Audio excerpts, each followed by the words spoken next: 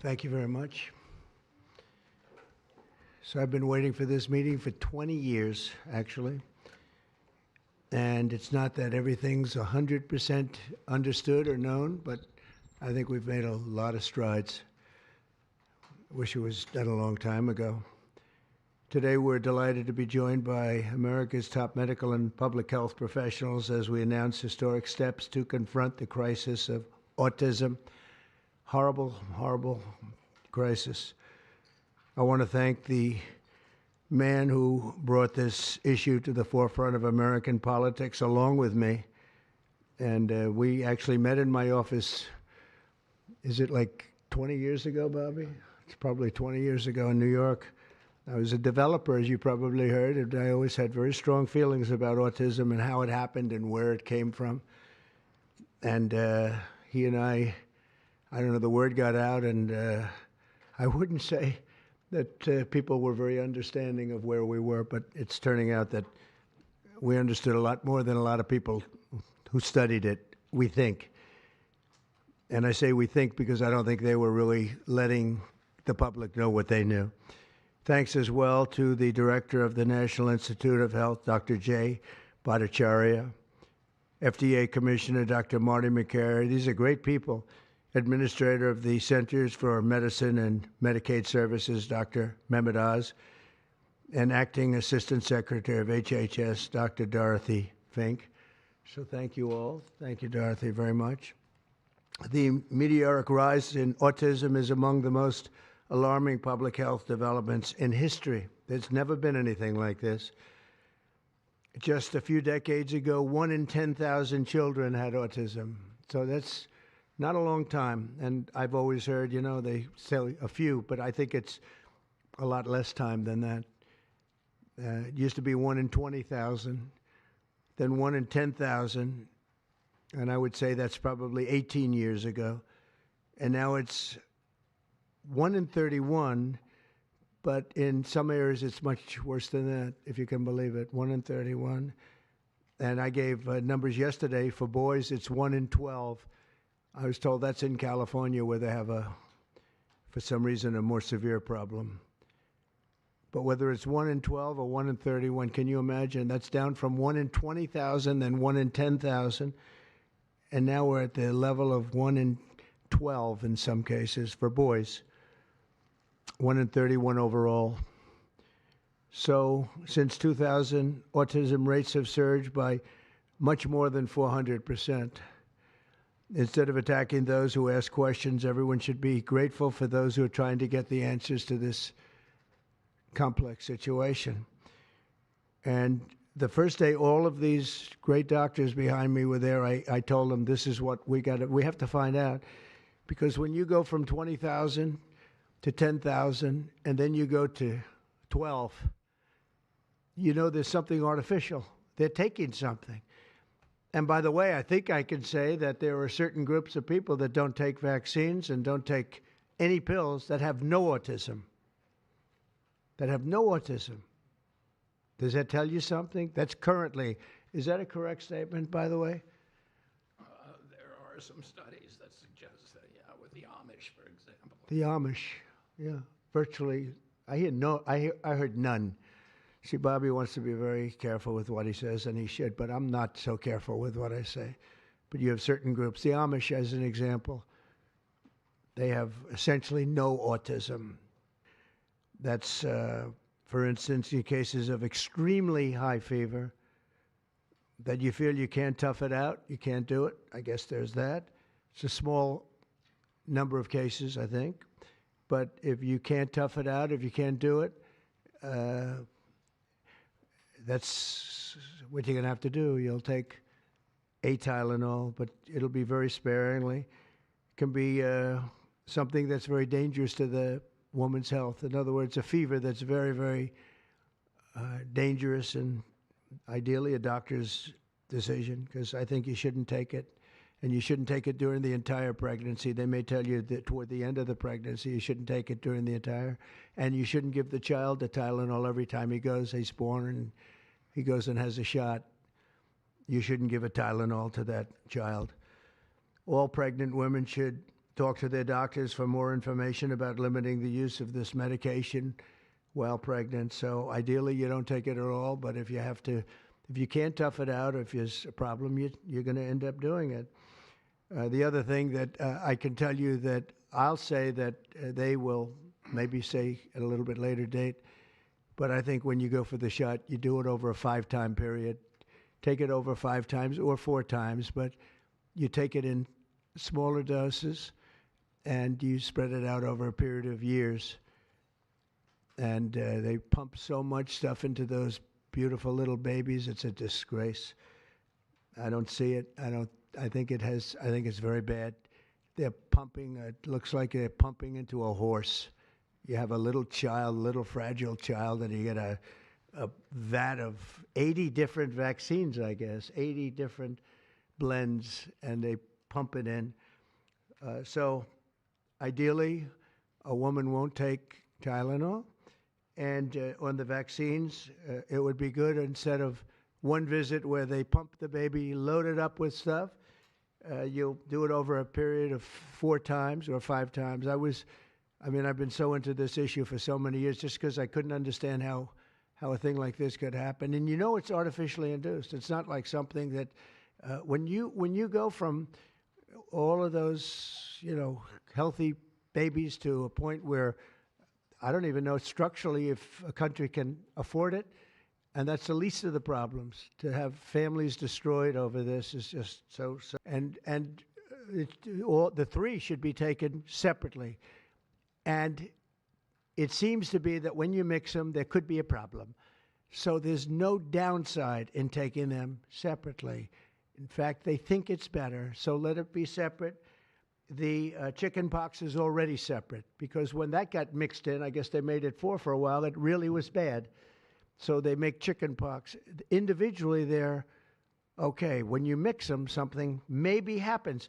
So there's no downside in doing it. It's not like, if you do it, bad things. No, it's only good side. And it may not have that much of an impact, but it may have a big impact. So let those be taken separately. And then hepatitis B is sexually transmitted. There's no reason to give a baby that's almost just born hepatitis B. So I would say wait till the baby is 12 years old and formed and take hepatitis B. And I think if you do those things, it's going to be a whole different, it's going to be a revolution in a positive sense in the country.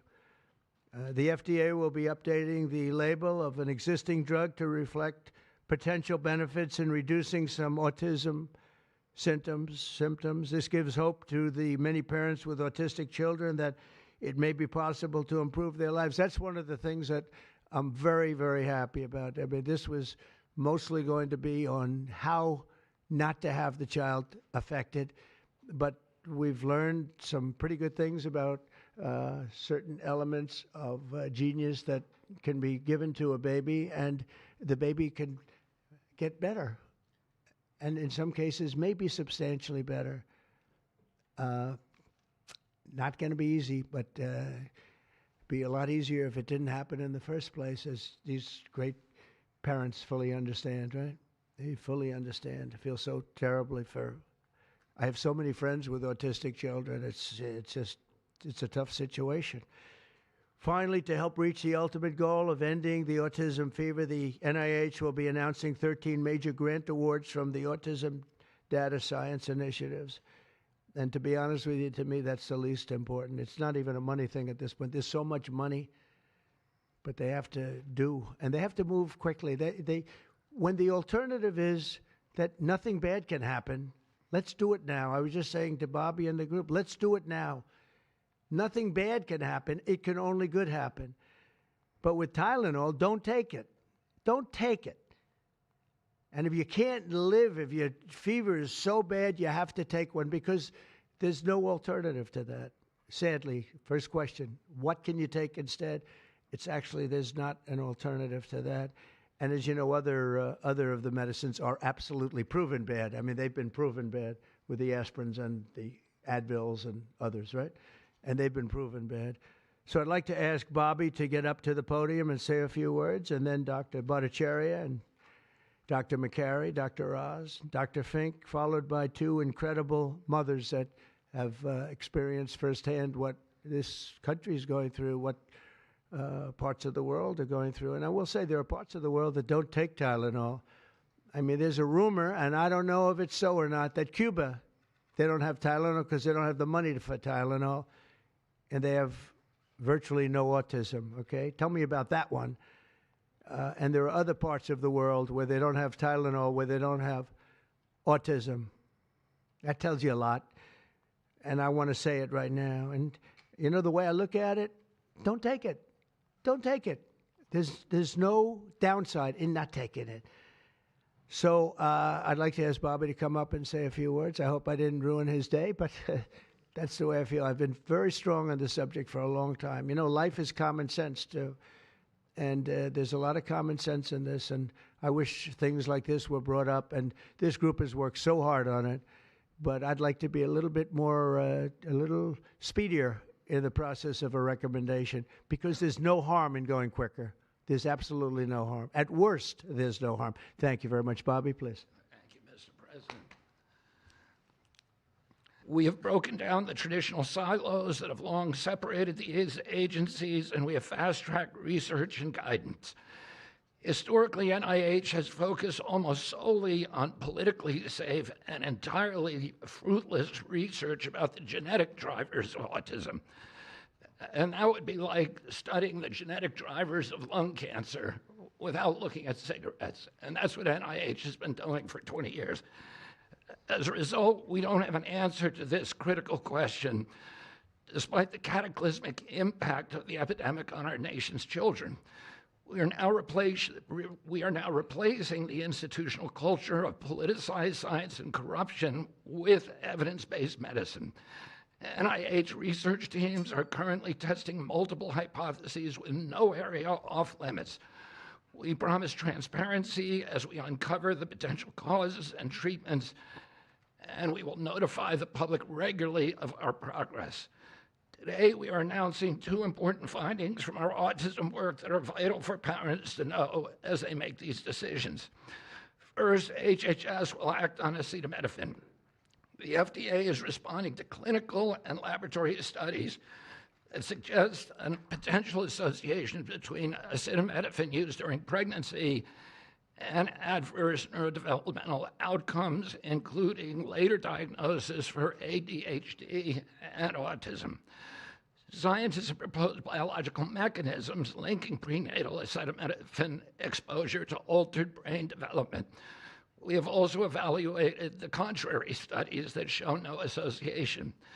Today, the FDA will issue a physician's notice about the risk of acetaminophen during pregnancy and begin the process to initiate a safety label change.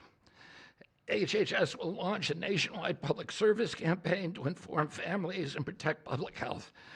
FDA also recognized that acetaminophen is often the only tool for fevers and pain in pregnancy, as other alternatives have well-documented adverse effects. HHS wants, therefore, to encourage clinicians to exercise their best judgment in the use of acetaminophen for fevers and pain in pregnancy by prescribing the lowest effective dose for the shortest necessary duration and only when treatment is required. Furthermore, thanks also to the politicization of science, the safety of acetaminophen against the risk of neurodevelopmental disorders in young children has never been validated. Prudent medicine, therefore, suggests caution in acetaminophen use by young children, especially since strong evidence also has associated it with liver toxicity. Some studies have also found the use of acetaminophen in children can potentially prolong viral illnesses. FDA will drive new research to safeguard mothers, children, and families. In addition to a possible acetaminophen connection to autism for pregnant women, infants, and toddlers, our research has revealed that folate deficiency in a child's brain can lead to autism. We have also identified an exciting therapy that may benefit large numbers of children who suffer from autism. Peer-reviewed literature has documented that up to 60% of folate-deficient children with ASD can have improved verbal communications if given leucovorin. I have instructed NIH, FDA, and CMS to help doctors treat children appropriately. Jay will help tell that story, which started with sound science, the kind that restores faith in government. This announcement also represents a historic collaboration between NIH, FDA, CDC, and CMS.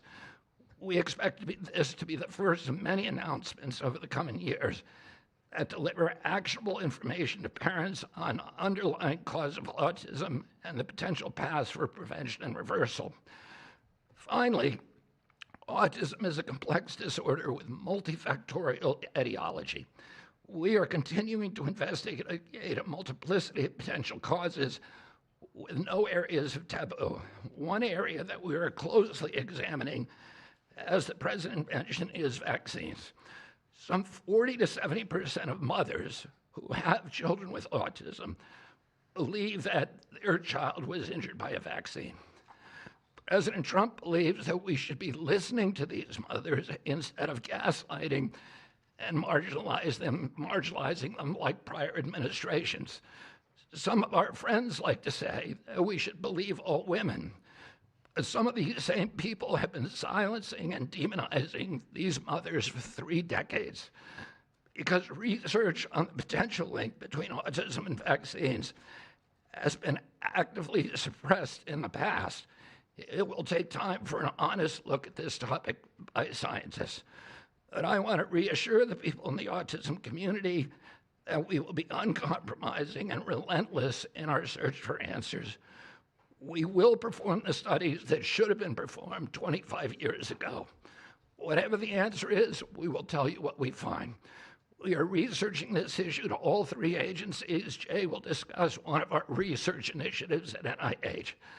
This model of unleashing unbiased, depoliticized, gold standard scientific research and academic freedom to deliver actionable information to prevent and reverse disease will be a model for the framework to deliver similar results for many other chronic conditions that plague Americans.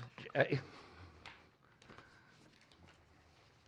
Thank you, Secretary Kennedy, and thank you, President Trump. Thank you very much. I'm proud to announce today that the NIH has launched the Autism Data Science Initiative to turbocharge autism research, devoting an additional $50 million to the cause of studying autism.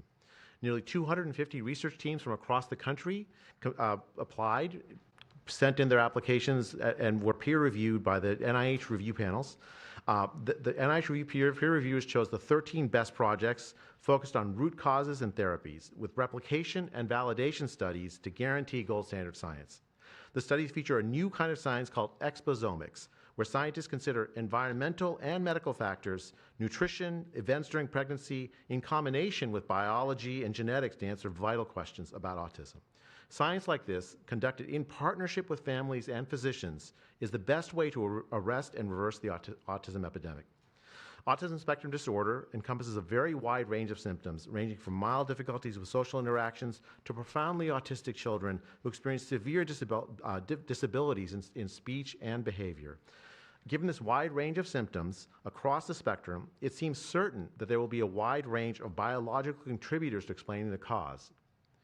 The great thing about the new NIH initiative on autism is that scientists will use rigorous advanced methods in causal inference, machine learning, organoids, and other fresh approaches to the problem. The sharp rise in the prevalence of autism deserves an urgent response by the scientific community. As Bobby said, the NIH has invested a lot of money to study autism over the years, but the research has not produced the answers that families and parents of autistic children deserve, and autistic children themselves deserve. For too long, it's been taboo to ask some questions for fear the scientific work might reveal a politically incorrect answer. Because of this restricted focus in scientific investigations, the answers for families have been similarly restricted, often pointing families to behavioral therapies that don't work for every kid or suggest non-modifiable genetic factors as the cause. But genetics alone can't explain such a sharp rise in autism prevalence over the just a few decades, as the president said. In coming months and years, as NIH scientists learn more that can help autistic children and their families, we won't delay. Like scientists often like to do, I can say as a scientist myself, it's really tempting to delay, but but in face of a problem like this, you have to move fast. But we will not delay before telling American people about what we find, and we will win the public trust with transparency and rigor. Already, our broadened focus on autism research has pointed to 2 items that will help families prevent and treat some cases of autism. I'll leave the good news on these 2 items to my close friends and colleagues, Dr. McCary and Dr. Oz. We've been working together closely on this problem for the past 6 months, and our cooperation represents an unprecedented collaboration with Secretary Kennedy's Department of Health and Human Services and with President Trump.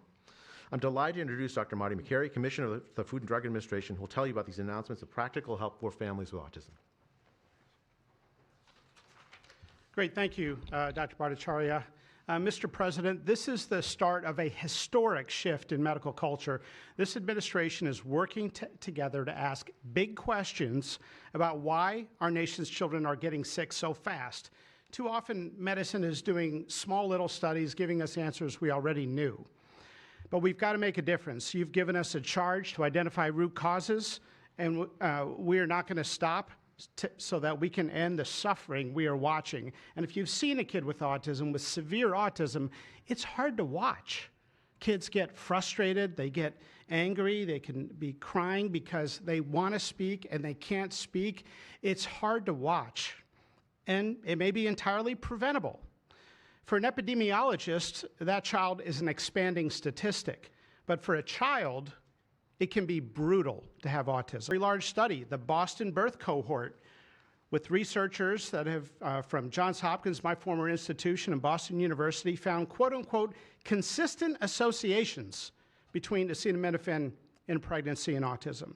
And the Nurses' Health Study, with researchers from Yale, Columbia, and Harvard looking at 9,000 kids, found that acetaminophen use in pregnancy was associated with neurodevelopmental disorders. And 4 weeks ago, a Mount Sinai Harvard study reviewed all the existing literature and found the overwhelming body of evidence points to an association. Sure, you'll be able to find a study to the contrary. That's how science works. But to quote the dean of the Harvard School of Public Health, there is a causal relationship between prenatal acetaminophen use and neurodevelopmental disorders of ADHD and autism spectrum disorder. We cannot wait any longer. And honestly, there's been this perfunctory, reactionary, mindless practice in medicine. I learned it in medical school and residency. Just treat all fevers, low-grade fevers, treat them with acetaminophen. Why? What are we doing? A study out of Hopkins actually showed that treating a fever can prolong the duration of illness in a young kid. Maybe that's because a fever is a body's natural way of ridding an infection. When my wife was pregnant and delivered our son a few months ago, they pushed her to take acetaminophen for a low-grade fever. She said no, and then they looked to me and I said, absolutely no. I'm also here to announce good news.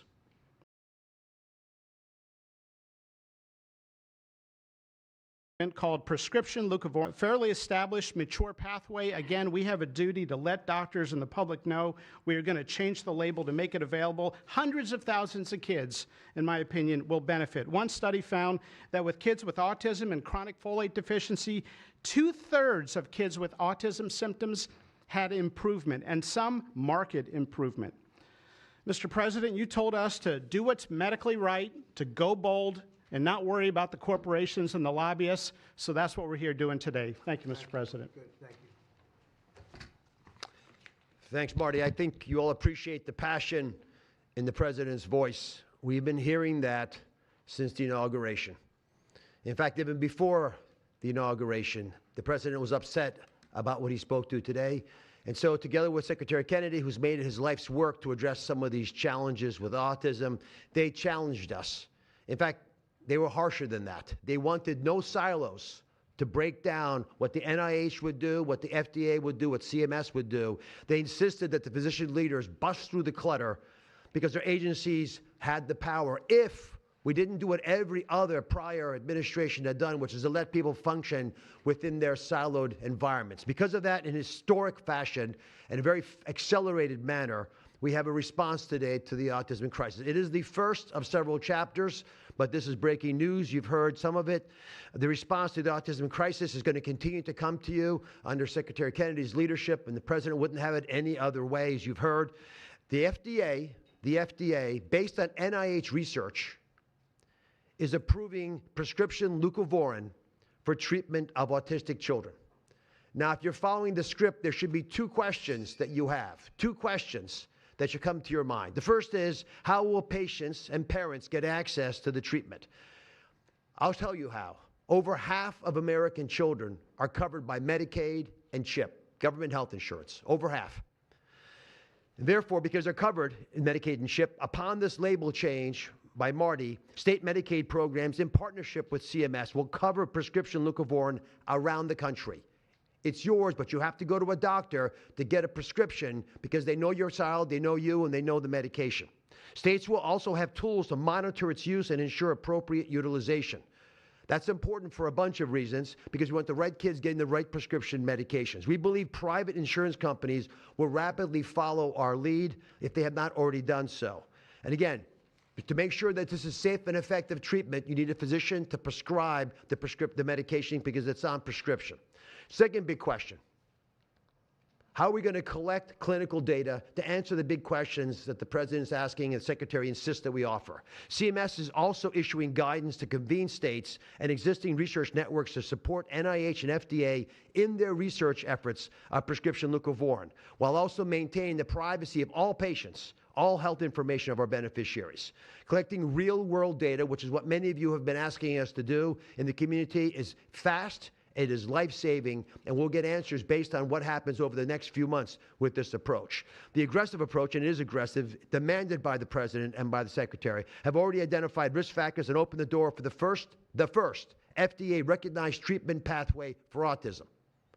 It is the first of its kind, and it wouldn't have happened without the leadership of the president and the secretary. The five-fold increased prevalence of autism over the past 25 years demands a rapid response. The average clinician, researcher, we spoke to many, thought it would take 5 years to get this data. Parents are unwilling to wait 5 years. The president is unwilling to wait 5 years for these results. So the president and the secretary are acting today with this tri-agency move. The administration's bold actions investing in groundbreaking research follow the science, they restore trust, which has been lacking, and they will change the trajectory for millions of American families. Mr. President, God bless you for being brave. So let me introduce Dr. Fink, who's acting administrator, and after Dr. Fink, we've got some wonderful women, Jackie and Amanda.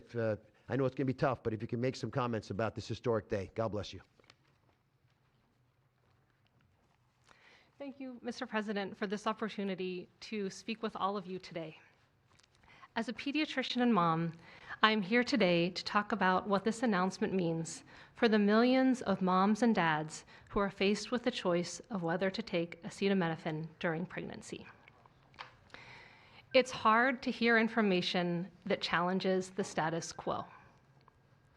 We are sharing this information not to confuse, but to empower parents to make the best choices when taking medications during pregnancy.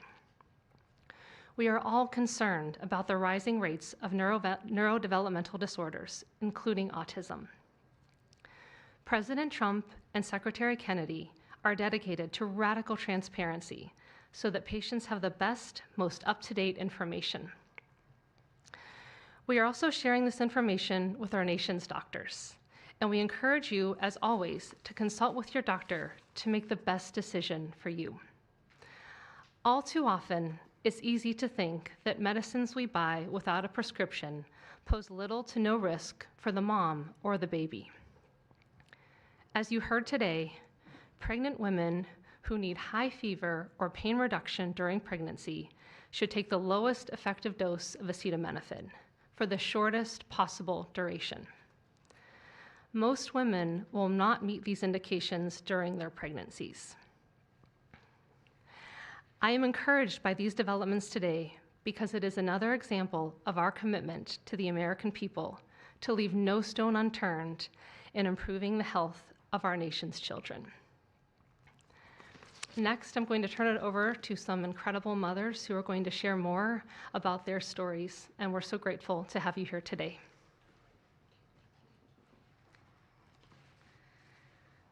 Thank you. Thank you, Mr. President and team, for all your work. This is an historic day, and I'm thankful to be here.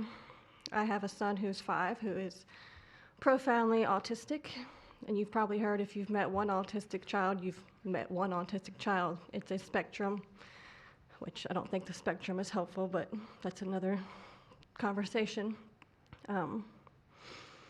He is an amazing little boy, a blessing from God. He's marvelous. He can count to 1,000. He knows all of his letters and the sounds they make and a word for each one. But he also has a lot of obstacles. He is nonverbal. He can say those numbers and letters, but there's no communication. Unless you've lived with profound autism, you have no idea. You have no idea. He, like you said, he will get frustrated because he can't speak. It's not even that he can't speak. Sometimes he just doesn't understand what I'm saying. He understands the word no, but he doesn't understand the why behind the no. And that's a huge part of discipline. That's the discipline. So it's very hard to discipline a child with autism, so you have these behaviors. And it's a very hopeless feeling. It's very isolating being a parent with a profound autistic child.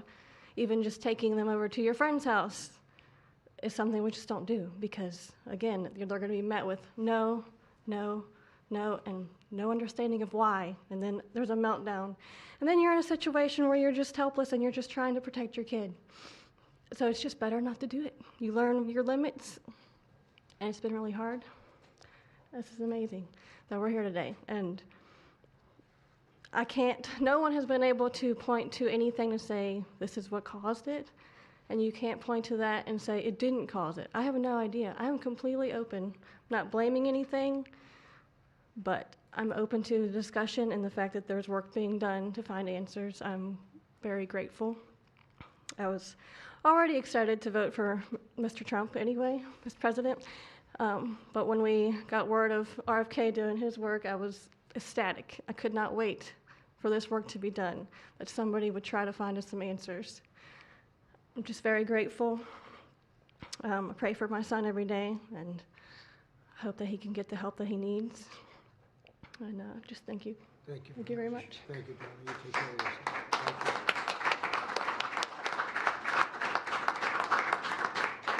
Hi, my name's Jackie. I'm also extremely grateful for the opportunity to be here and share my son's story. My son is Eddie. He's 11. He's on the opposite end of the spectrum from what Amanda just explained. He's considered high functioning. He was not always high functioning. He was nonverbal till the age 4. We've had quite a hard time to get to the place where we are today. I am just so grateful to President Trump and the entire administration for finally listening to moms who have been crying out for help, for answers for years. I've met so many other moms with children on the spectrum in the 9 years since my son's diagnosis, and they all have very similar stories, and they've all just wanted somebody to listen, to not ridicule them or look at them like they were the crazy people. It's hard when you don't have doctors that take the time to really listen and find out when the change happened and what change happened. And it's just, I've been praying for this day for 9 years, and I'm so thankful to God for bringing the administration into our lives. And I'm speechless. This day is a day I never thought would happen. I thought that we would never have an administration that was courageous enough to look into things that no prior administration had. So I'm just here to express my gratitude, and I am looking forward to what comes from this, and hopefully we just get more answers. So thank you. Thank you very much. So I just want to say acetaminophen is basically Tylenol, essentially, because I noticed that term is used throughout this conference. So it's essentially Tylenol. And I just recommend strongly that you don't use Tylenol unless it's absolutely necessary. I understand it's maybe 10% of the women that are pregnant are, would perhaps be forced to use it. And that would mean you just can't tough it out. No matter what you do, you can't tough it out. So that's up to you and your doctor. But there's a very strong recommendation, maybe stronger from me than from the group because they're waiting for certain studies. I just want to say, I want to say it like it is. Don't take Tylenol. Don't take it. If you just can't, I mean, it's just fight like hell not to take it. There may be a point where you have to, and that you have to work out with yourself. So don't take Tylenol. Other things that we recommend, or certainly I do anyway, is, and it's so important to me to see the doctor 4 times or 5 times for a vaccine. Don't let them pump your baby up with the largest pile of stuff you've ever seen in your life going into the delicate little body of a baby. Even if it's 2 years, 3 years, 4 years, you just break it up into, I would say 5, but let's say 4 visits to the doctor instead of 1. And certain things I think you should do. We've already taken out and are in the process of taking out mercury and aluminum now. You know what mercury is. You know what aluminum is. Who the hell wants that pumped into a body? And there were rumors about both of them for a long time. But we're having them taken out. We're having them taken out of the vaccines. Hepatitis B, again, that's sexually transmitted.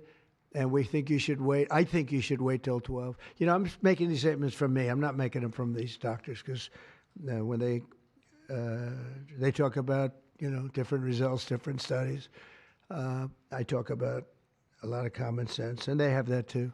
They have that too, a lot. But I recommend the hepatitis B. Take it at 12.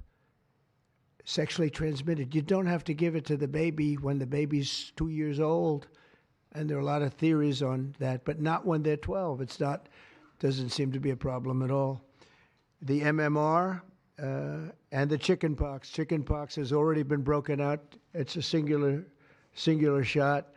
But the MMR is not. And I've heard for years that there's a problem with it. But they say that there's no problem if you do each shot separately, not put together. So an MMR, go out and do it separately. Don't take Tylenol.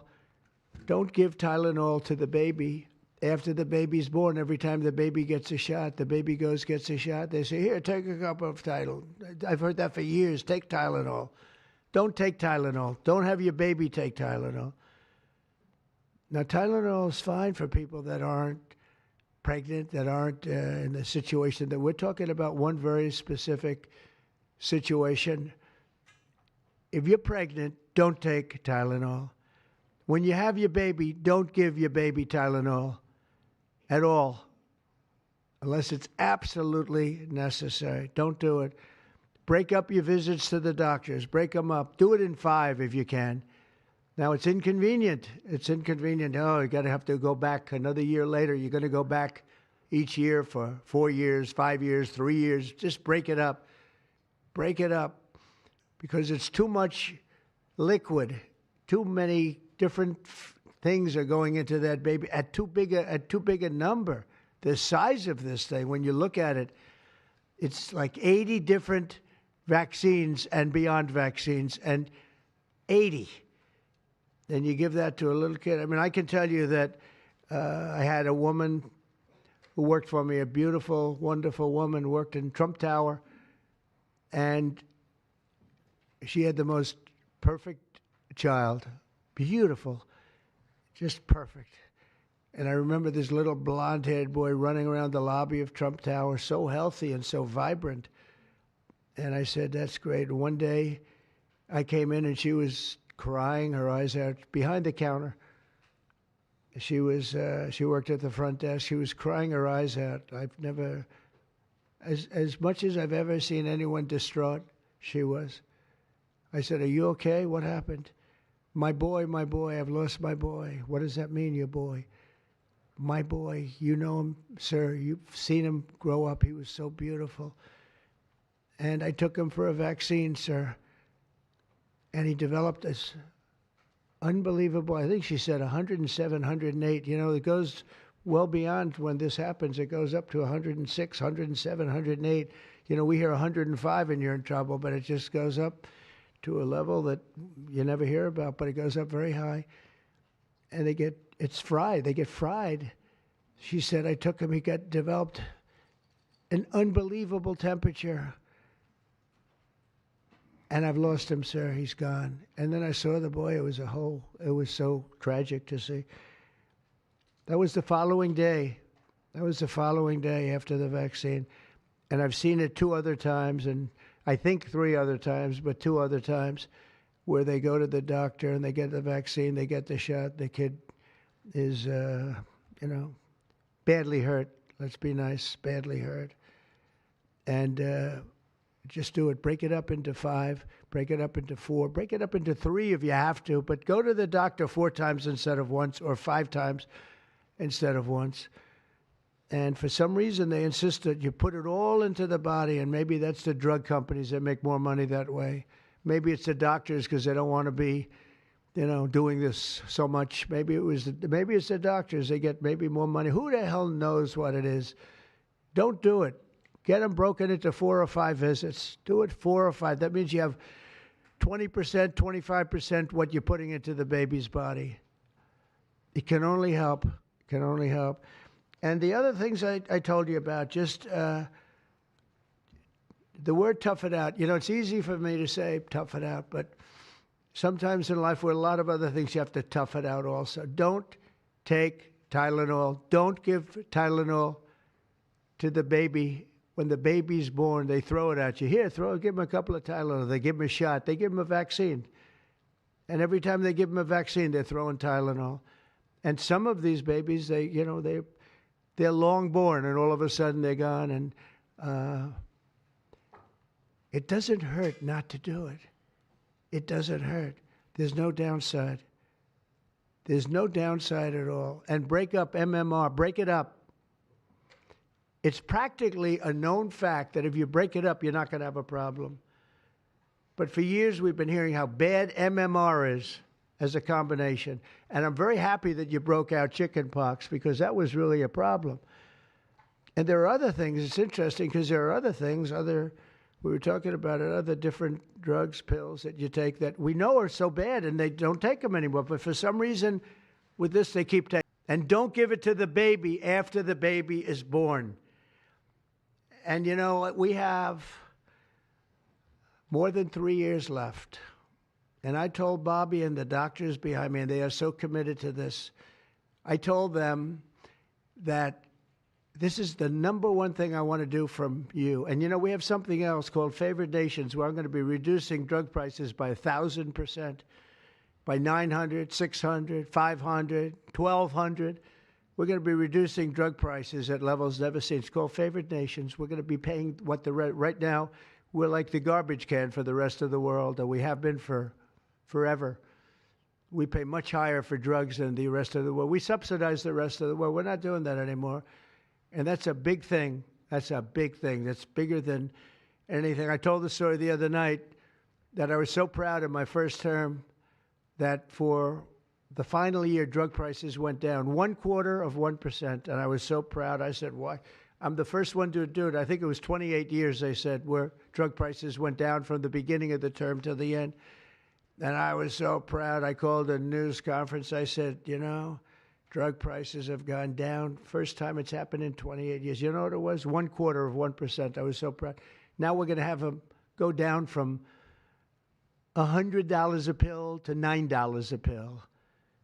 From $1,300 for a shot of like an Ozempic, or I call it the fat pill, or the fat drug.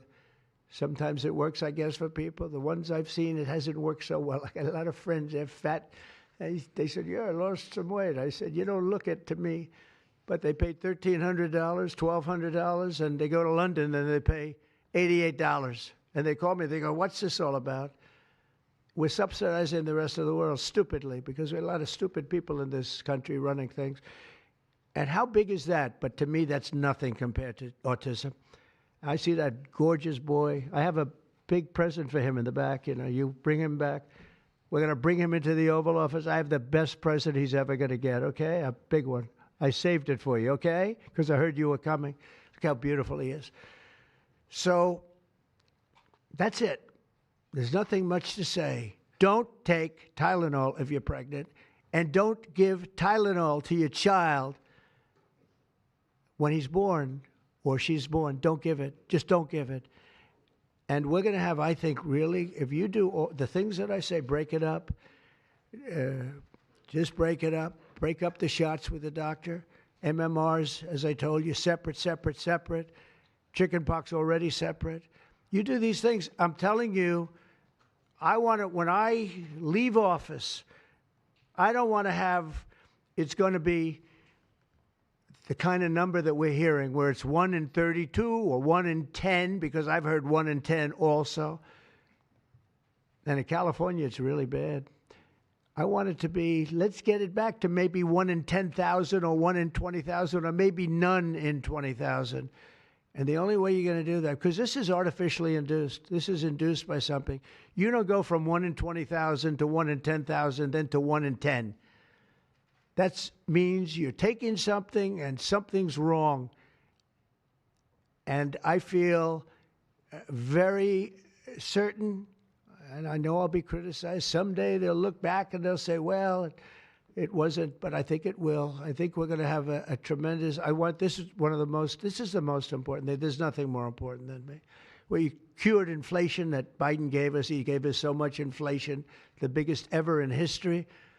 We got inflation done. We brought prices down. We gave you the largest tax cuts, all that stuff. It doesn't mean a thing compared to what we're doing today. This means everything. So we're going to save a lot of children from a tough life, really tough life. We're going to save a lot of parents from a tough life. Okay, how about a few questions? Let's just make it on this subject. This is so beyond as a subject that I'd rather not talk about, some nonsense on the economy.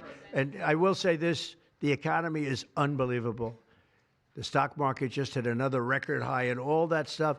This means more to me. Yeah, please. Mr. President, I have one on your announcement, one on vaccines that's also related. Yes. Why do you think we haven't heard more previously about the tie to autism and acetaminophen? Nobody knows. I don't know. Not only that, when you say it, you get attacked. I was saying something similar, not as strongly, because now facts are on our side. But I was saying it with Bobby 20 years ago, and I was attacked. I said, whoa, what was that all about? I had no idea. You get attacked. I don't know. The medical community, the drug companies, doctors, I don't know what it is. All I want to do, I don't care. I don't care about being attacked. It doesn't matter to me. I believe that the numbers at the end of our term or shortly thereafter could be really phenomenal. I want it to go up just like it came down to this horrible level. 1 in 10, 1 in 12. I was told 1 in 10. I was told 1 in 12. Today I heard 1 in 31 if you add the girls and the boys together. It's crazy. And it was 1 in 10,000 and 1 in 20,000. It's not even sustainable for a country. You want to know the truth. And there are other places that don't have it. And they have things in common. And that's called medical research. Yeah, please. Mr. President, I'm curious as you look at the trend lines, yeah, how much of this is the causation of acetaminophen and how much is sort of better diagnosis, doctors, researchers having a better understanding of what is on the autism spectrum? Do you want to do that? Sure, go ahead. That's one of the canards that has been promoted by the industry for many years, that it's changed diagnostic criteria, better recognition. But there's been study after study done of that completely debunks that. One of them by the Mind Institute at UC Davis, University of California. But also it's just common sense, because you're only seeing this in people who are under 50 years of age. if it were better recognition or diagnosis, you'd see it in 70-year-old men. I've never seen this happening in people my age. I've never seen a case of full-blown autism, and that means profound autism. I want to be very careful.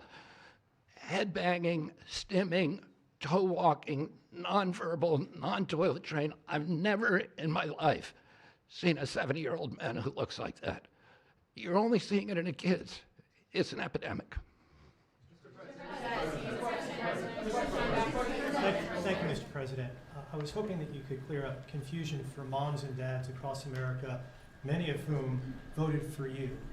There's a statement that was put out by the American College of Obstetricians and Gynecologists, and in their statement, they write, acetaminophen remains a safe, trusted option for pain relief during pregnancy, and that's at odds with what you said and with what many of the experts say.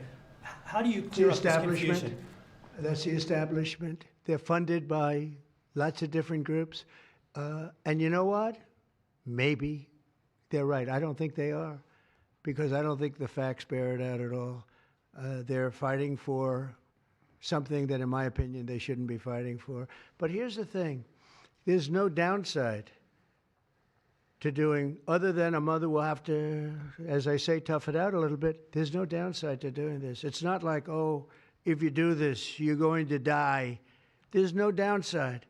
There's no downside to going over a 4-year or a 5-year period or a 3-year period, or even if you space them out for 6 months, you space it out. There's no downside.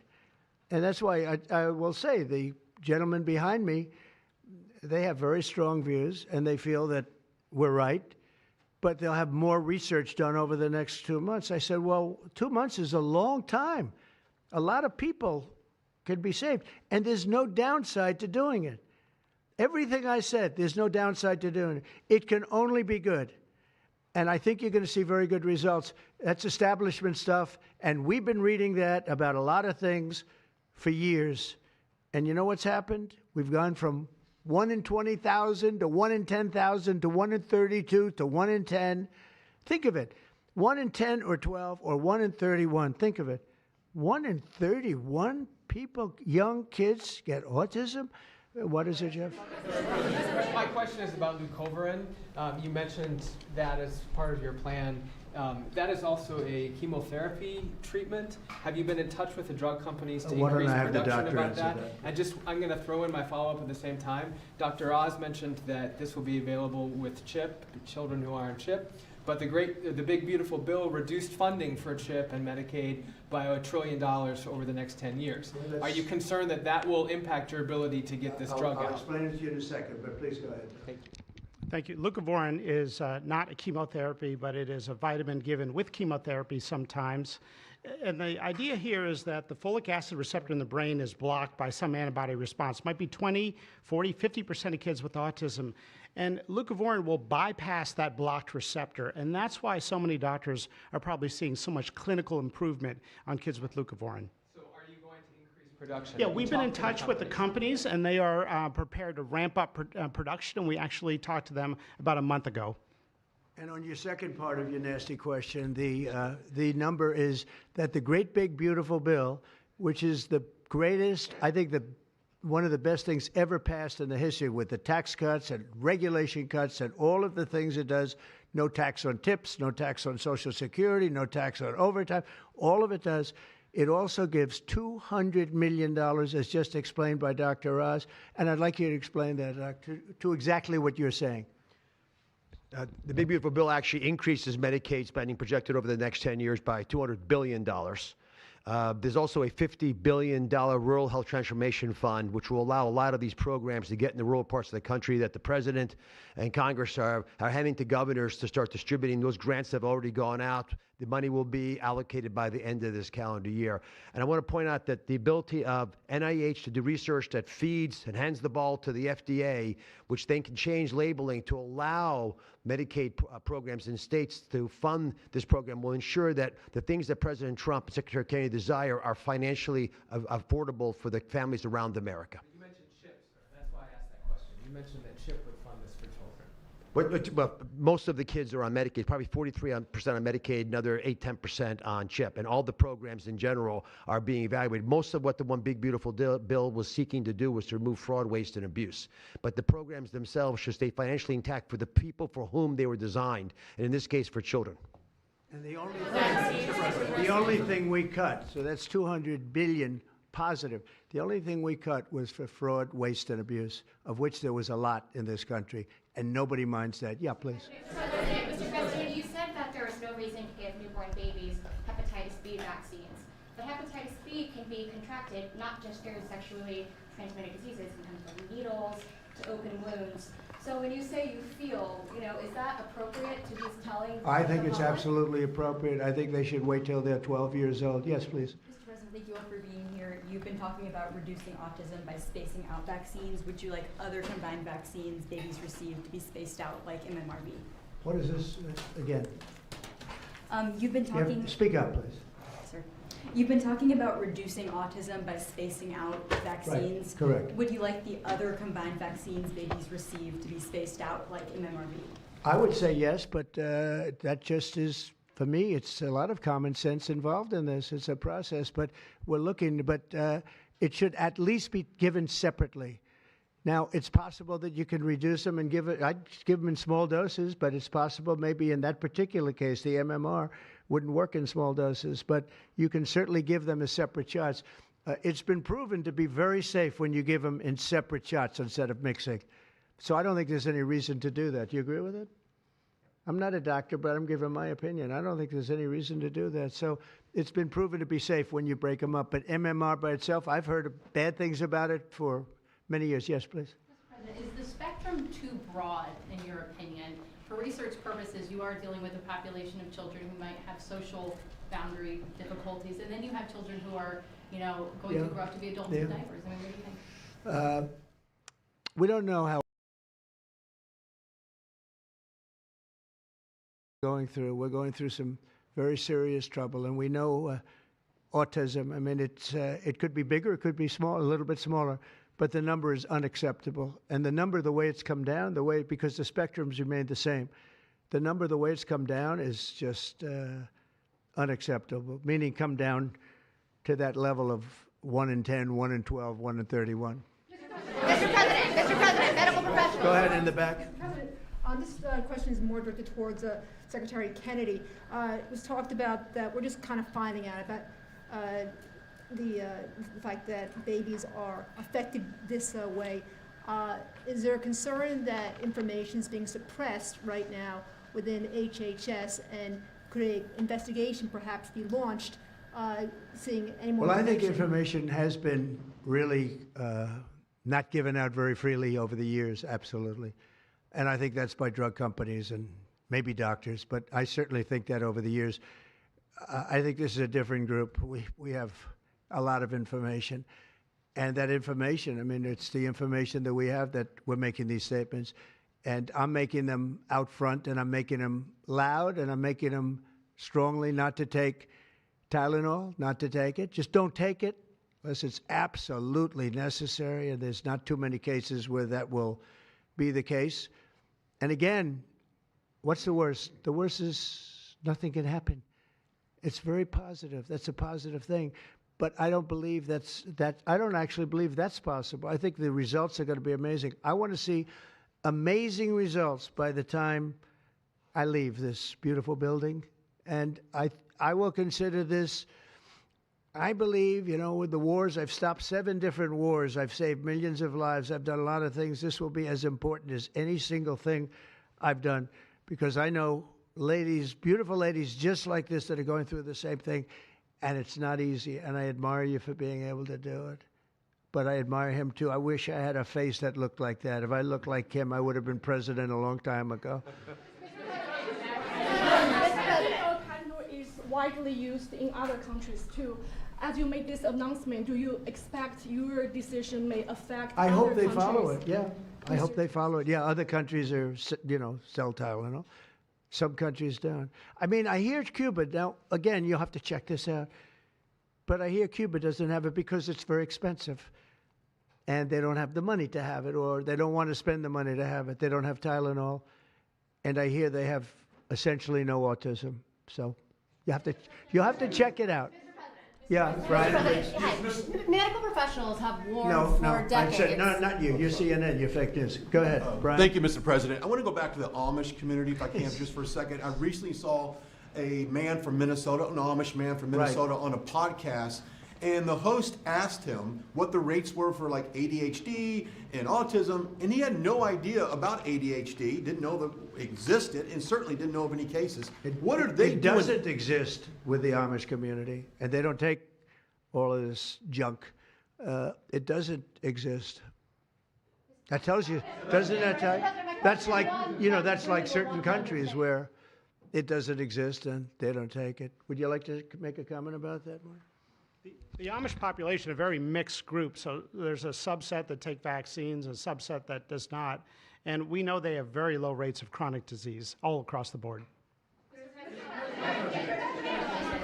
Please. Thank you, Mr. President. Should the establishment media show at least some openness to, trying to figure out what the causes of autism are? I wish they would, yeah. And why are they so closed-minded? Well, look, it's not only the media, in all fairness, it's some people. When you talk about vaccines, they go crazy. And, I'm a big supporter of vaccines. I got a certain vaccine approved in 9 months that would have taken from 5 to 12 years. I'm very proud of it. A lot of people think it was one of the greatest things I've done, and some people think, mostly Republicans, actually.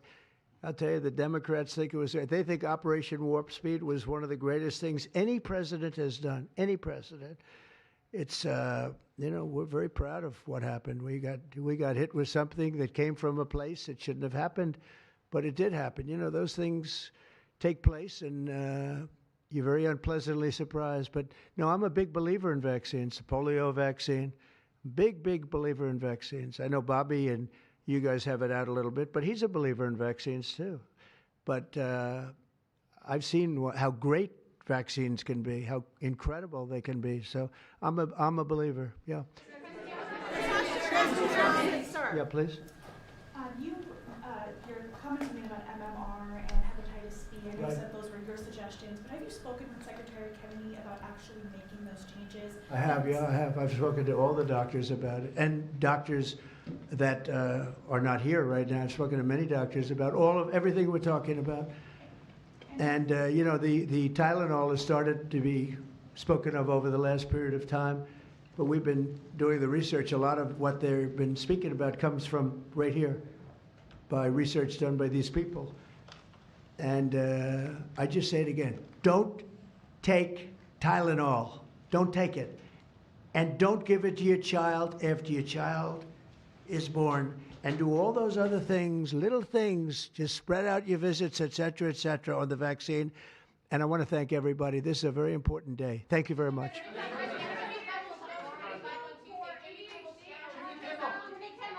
Will you meet with the Democratic leader, sir?